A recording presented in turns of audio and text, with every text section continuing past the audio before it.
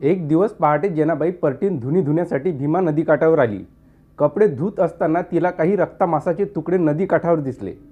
तितक्यात कोणीतरी सांगितले, आपल्या शिवाजी महाराजाचा मुलगा संभाजी महाराजांना ठार मारून औरंगजेबाने त्याच्या शरीराचे इथे तुकडे फेकलेत.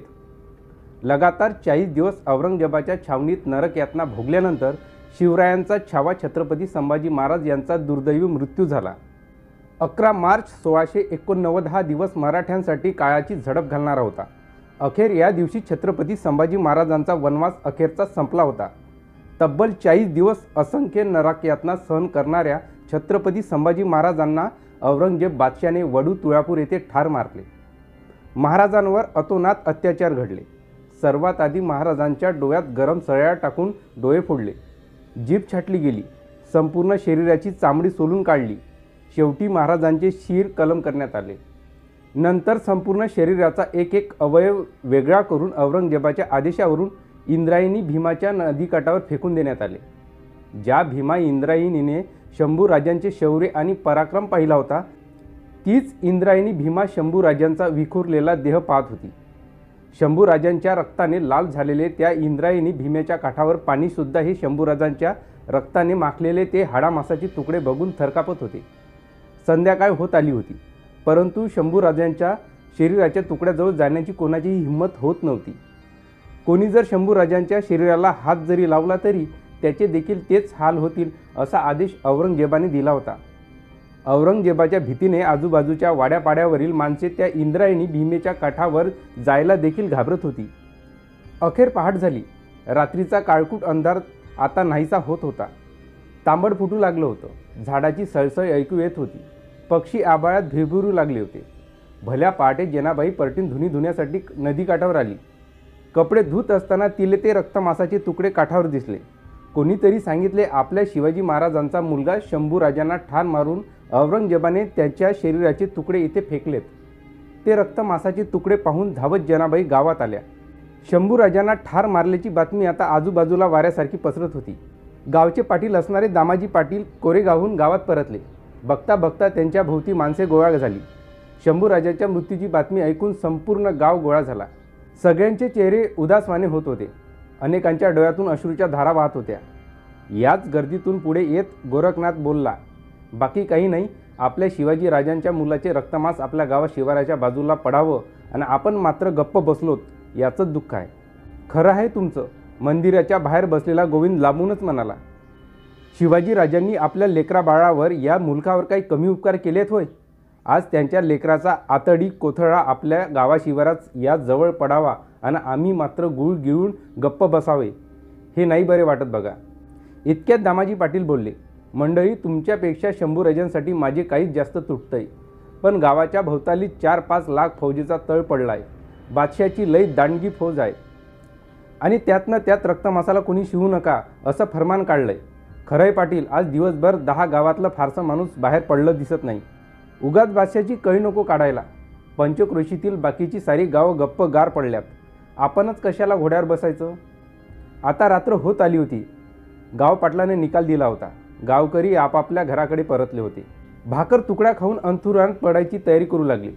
पण जना परतीन मोठी जिद्दीबाई होती. ती थेट राधाई पाटलींच्या वाड्यावर गेली. तिने आजूबाजूच्या आया बायांना गोळा केले. शिवाजी राजे आणि संभाजी राजाविषयी आदी गोष्टी निघाल्या. त्या आठवणीने साऱ्यांची काहीच हेलावली होती. रात्र बरीच वाढली होती आणि तरीही कोणीही तिथून हलायला तयार नव्हते. मंदिरातल्या गोरखनाथ बुवाला पाटलींनी बोलावून घेतले. तेवढ्यात या साऱ्या प्रकाराने बेचैन झालेल्या गोविंद पुन्हा तिथे येऊन पोचला. आपल्या हातातील काठी खाली ठेवत दूर बसला. आता जेनाबाई बोलू लागली, आम्ही असंच उठून गेलो आणि शंभूराजांचे मांस गोळा करून आणले तर याला अग्नी दिली तर बादशाह करून करून काय करेल? गाव जायतील ना, इतकंच ना. जनाबाईच्या बोलण्याने राधाबाई पेटून उठली. त्यातच गोरखनाथ बोलले, आपल्या रीतिरिवाजाप्रमाणे गावात चावडी नाही तर नदीजवळ कधीही कोणा बेवारस माणसाचं प्रेत आढळलं तर ते प्रेत उचलावं, त्याच्यावर अंतिम संस्कार करून मनुष्य देहाला मुक्ती द्यावी असं शास्त्र पुराण सांगतं. गोविंद म्हणतो, इथे शिवाजी राजाच्या लेकराचं तुकडं तुकडं बेवर्षासारखं नदीकाठी पडलंय आणि आम्ही सारे ना मर्द बांगड्या भरून गप्प. आता मात्र साऱ्या स्त्रिया पेटून उठल्या. चला नदीकाठी चला असा एकच आरोळा उठला. बाहेर गच्च काळोख, पण साऱ्या लेकी बाईसाठी पदर खोचत एकच निर्धाराने तयार झाल्या. वाड्यातील ही गोष्ट दामाजी पाटलांच्या कानावर गेली. आज झोपलेला पाटील गडबडीने बाहेर आला. कारभारीन काय हा पोरकटपणा लावलाय?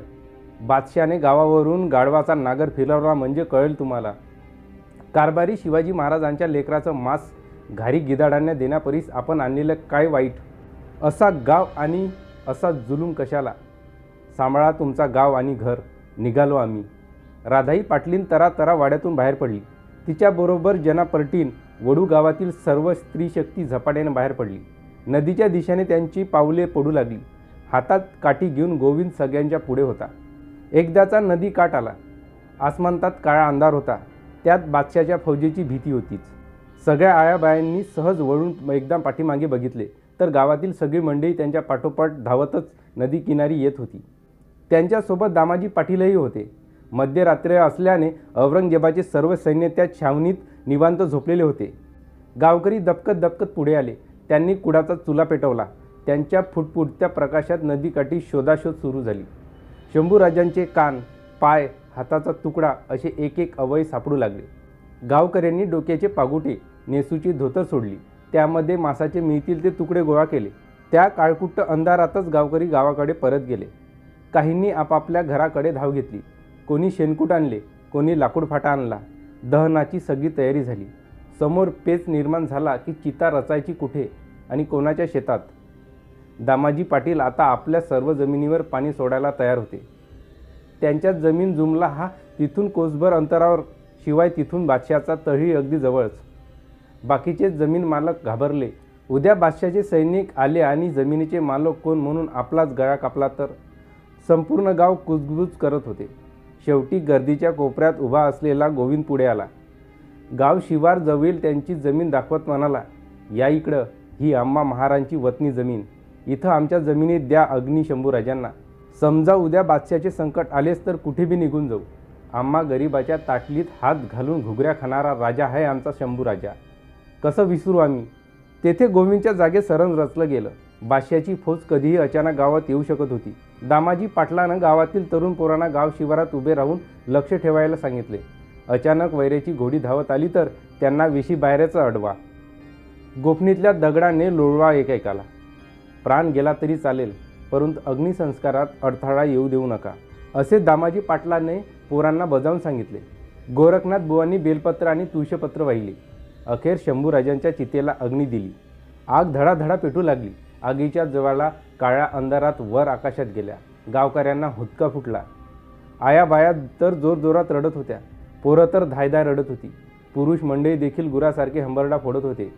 अरे रायगडाच्या राजेश्वरा, कुठून कुठं आलास रे पाखरा? त्या शोकाला अंत नव्हता. लोकांच्या डोळ्यातून अश्रूच्या धारा वाहत होत्या. पहाट होण्याआधीच राजाची चिता विझवली गेली. राजांची गरम रक्षा घेऊन पुन्हा सारा गाव भीमेच्या काठाकडे धावला. तांबड फुटायच्या आत ती रक्षा नदीत अर्पण केली. आता दिवस उजाडू लागला होता. पाखरे जागी होऊ लागली होती. नदी काठावर जमलेला वडू गाव एकमेकांकडे अभिमानाने बघत होता. एक महान कार्य आपल्या हातून घडल्याचे समाधान साऱ्यांच्या चेहऱ्यावर होते. कारण शेवटी आमच्या राजाचा अंत्यविधी रीतसर पार पडला होता. आमचा राजा शेवटी अनंतात विलीन झाला. रयतेचा राजा छत्रपती संभाजी महाराज यांना मानाचा मुजरा. हा व्हिडिओ आवडला असेल तर लाईक करा आणि असेच व्हिडिओ पाहण्यासाठी आपल्या चॅनलला सबस्क्राईब करा. जय हिंद.